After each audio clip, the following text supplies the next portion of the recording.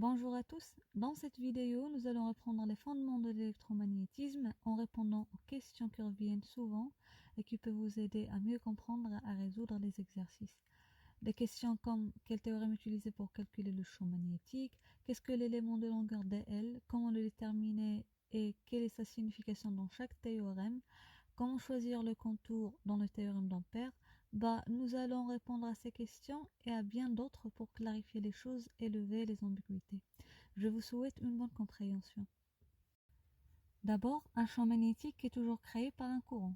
Qu'il s'agisse d'un champ magnétique d'aimantation généré par des courants d'aimantation ou d'un champ magnétique d'induction créé par un courant électrique réel. Dans les deux cas, le champ magnétique est causé par un courant. Un courant, ce n'est rien d'autre que des charges en mouvement. Rappelez-vous que les densités de courant d'aimantation surfacique et volumique s'expriment respectivement. J est surfacique égale à M, le vecteur aimantation vectoriel N, le vecteur unitaire, et JV volumique égale au rotationnel du vecteur M. Maintenant, comment faire pour calculer ce champ magnétique et déterminer son expression?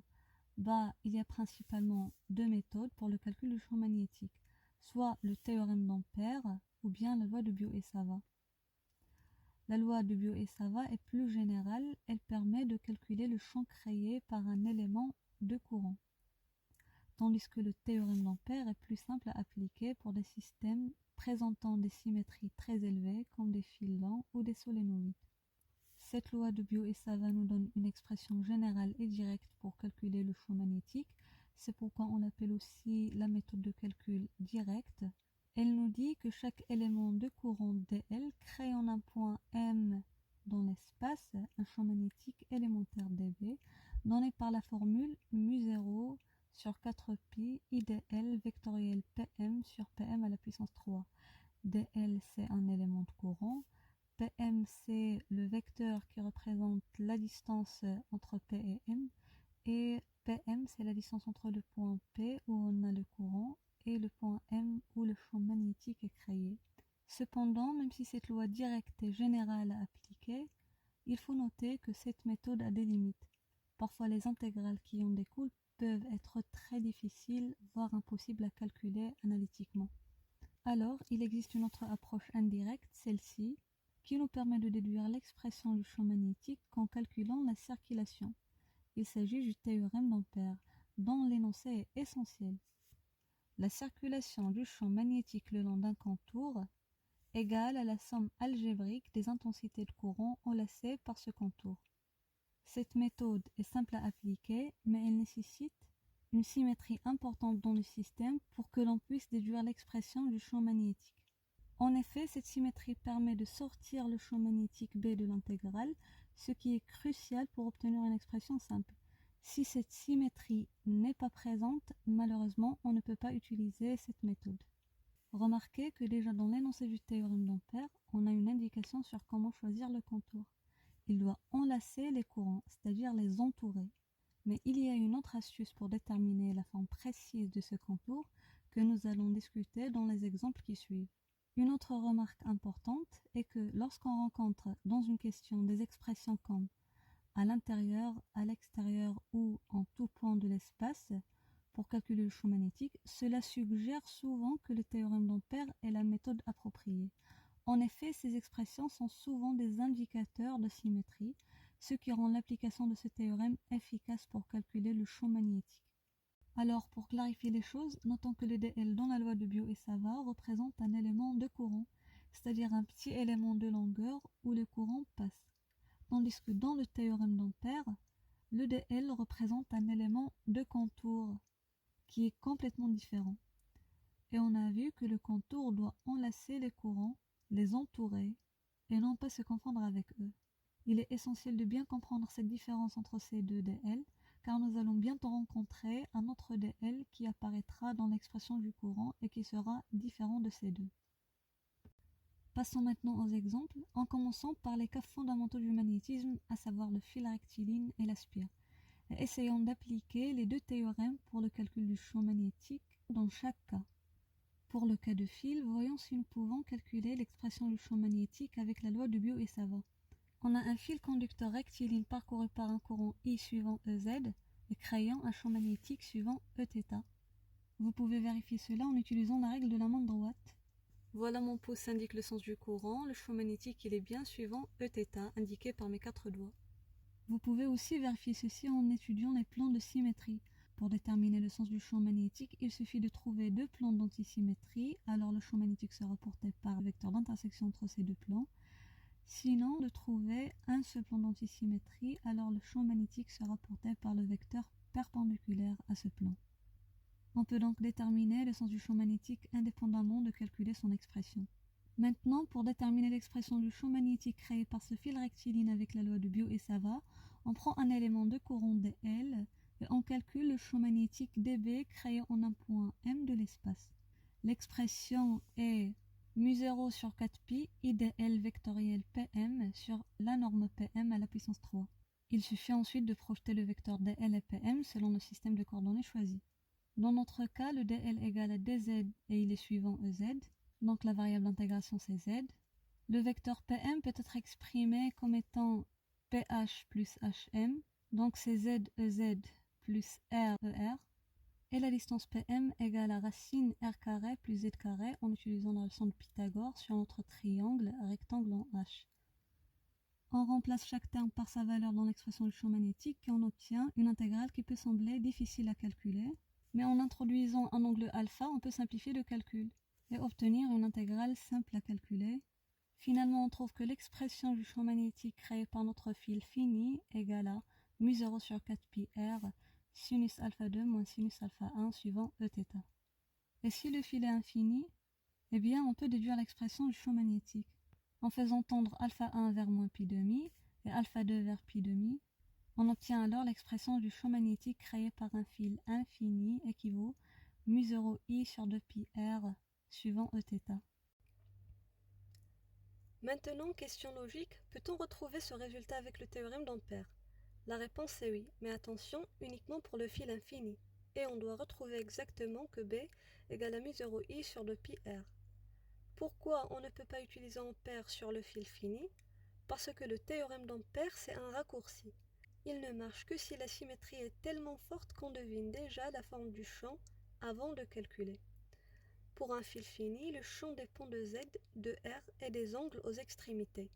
Zéro symétrie de translation, donc Ampère devient inutilisable. On serait obligé de calculer l'intégrale de Biot-Savart quand même. Pour le fil infini, par contre, la symétrie est parfaite. On a invariance par translation suivant Z.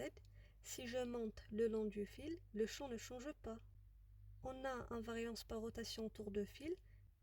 Si je tourne autour, le champ ne change pas, donc B ne dépend pas de θ.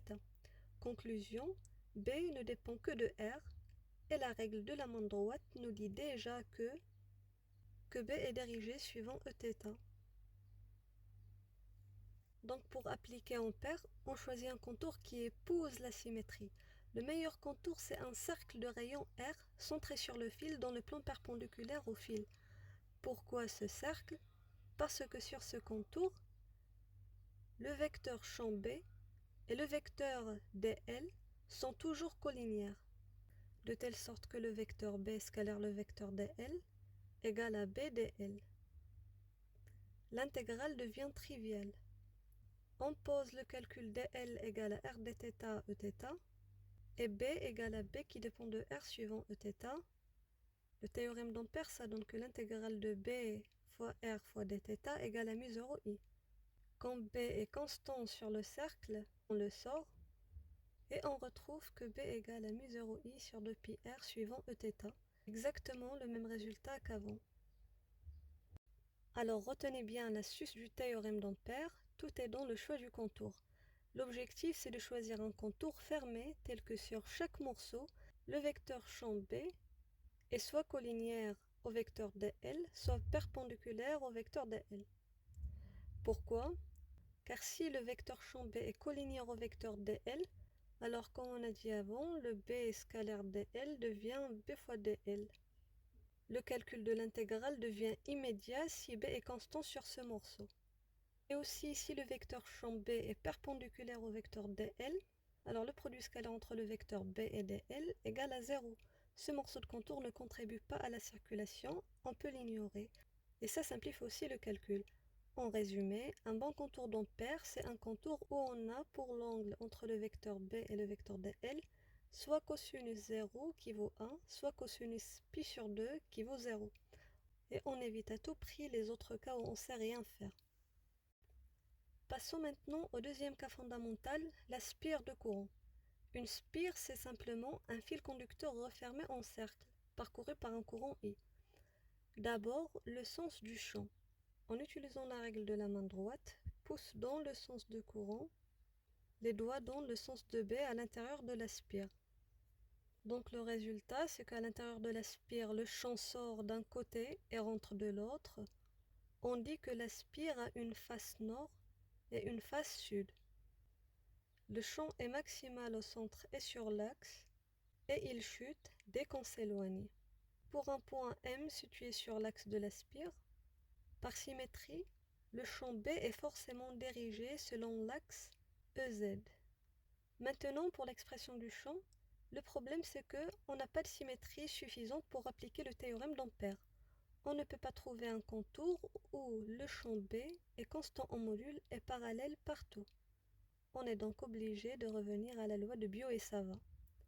Et même avec la loi de Biot et Savart, le calcul analytique n'est faisable que sur l'axe. En dehors de l'axe, l'intégrale ne s'exprime pas avec des fonctions usuelles. On part donc de l'expression dB égale à mu0 sur 4pi et dL vectoriel Pm sur la norme Pm à la puissance 3. On prend un élément de courant dL égale à R dθ suivant Eθ sur la spire de rayon R. Pour un point M sur l'axe Z, par symétrie, toutes les composantes radiales de dB s'annulent 2 à 2. Il ne reste que la composante axiale. Après projection et intégration sur θ de 0 à 2pi, on obtient B égale à mu0i sur 2, le tout fois R carré sur R carré plus Z carré, le tout à la puissance 3,5, suivant EZ. Astuce pour mémoriser, on introduit le demi-angle au sommet, alpha, tel que sinus alpha égale à R sur la distance Pm, ce qui implique que sinus à la puissance 3 de alpha égale à R à la puissance 3 sur R carré plus Z carré à la puissance 3,5.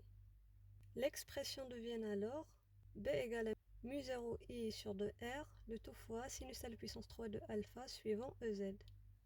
Des cas particuliers à retenir, d'abord au centre de la spire, Z égale à 0, donc alpha égale à pi demi, et donc B égale à mu0i sur 2R. Le deuxième cas, loin sur l'axe, Z est supérieur largement à R, donc B égale à mu0i R carré, le tout sur 2, Z à la puissance 3. Une partie très importante à discuter maintenant, c'est comment on calcule le courant DI de façon générale. Eh bien, le courant DI peut s'exprimer de deux manières selon la répartition du courant. Pour un courant surfacique, avec une densité surfacique JS en ampères par mètre, on a DIS égale au vecteur densité JS scalaire le vecteur DL. Ici, DL est défini comme étant un élément de longueur choisi de telle sorte qu'il soit traversé par le courant surfacique. Je parle de DL sans vecteur, c'est-à-dire DL est perpendiculaire à J, parce qu'on compte le courant qui traverse la ligne, pas celui qui longe. En intégrant, le courant total IS est l'intégrale de vecteur JS scalaire le vecteur DL. Pour un courant volumique, avec une densité volumique JV en ampères par mètre carré, on a DIV égale à JV, le vecteur JV, scalaire le vecteur DS. Ici, DS c'est un élément de surface orienté par sa normale. DS est perpendiculaire à JV parce qu'on compte le courant qui traverse la surface. C'est-à-dire que le DS est un élément de surface choisi de telle sorte qu'il soit traversé par le courant volumique. En intégrant, le courant total IV est l'intégrale double du vecteur JV scalaire le vecteur DS. Astuce pour retenir le sens de DL et DS, c'est comme traverser une rue ou une rivière. Pour compter les voitures qui passent, vous vous mettez perpendiculaire à la rue. Ou bien imaginez que vous voulez traverser une rue, vous la traversez perpendiculairement et non pas parallèlement. Et donc DL est perpendiculaire à JS et DS est perpendiculaire à JV. Appliquons ça dans quelques exemples concrets. Premier exemple, on veut calculer le courant I dans un cylindre parcouru par un courant surfacique. On nous donne la densité de courant surfacique, JS, suivant le vecteur Eθ. Comment on procède? Eh bien, notre dl doit être choisi pour être traversé par ce courant. Donc ce dl, c'est dz. Il est perpendiculaire à JS, comme vous voyez. Du coup, le courant IS, c'est l'intégrale de JS dl. Ce qui donne JS fois l'intégrale de dz entre 0 et L si on considère que la hauteur du cylindre vaut L. Donc IS égale à JS fois L. Deuxième exemple, même cylindre, mais cette fois-ci le courant surfacique est suivant EZ. J est suivant EZ, donc dl traversé par ce courant sur la surface du cylindre vaut R dθ. L'expression du courant surfacique IS devient l'intégrale de JS dl, ce qui égale à JS fois R l'intégrale de dθ entre 0 et 2π, ce qui donne IS égale à JS fois R fois 2π. Troisième exemple, on a un courant volumique dans le cylindre, suivant EZ. Là, on parle plus d'un dl, mais de ds, un élément de surface. ds doit être traversé par le courant volumique suivant EZ, donc ds c'est un petit disque. D'expression RdR dφ, c'est l'élément de surface en coordonnées cylindriques. Du coup, le courant IV égale à l'intégrale double de JV ds, ce qui donne IV égale à JV pi R carré. Quatrième exemple, prenons un plan ou une nappe parcourue par un courant surfacique suivant EX. Le dl doit être traversé par ce courant JS suivant EX, donc le dl est dy. L'expression du courant surfacique IS est l'intégrale de JS scalaire dl égale à JS fois l'intégrale de dy entre 0 et L, si on considère que la largeur du nappe égale à L. Donc IS égale à JS fois L.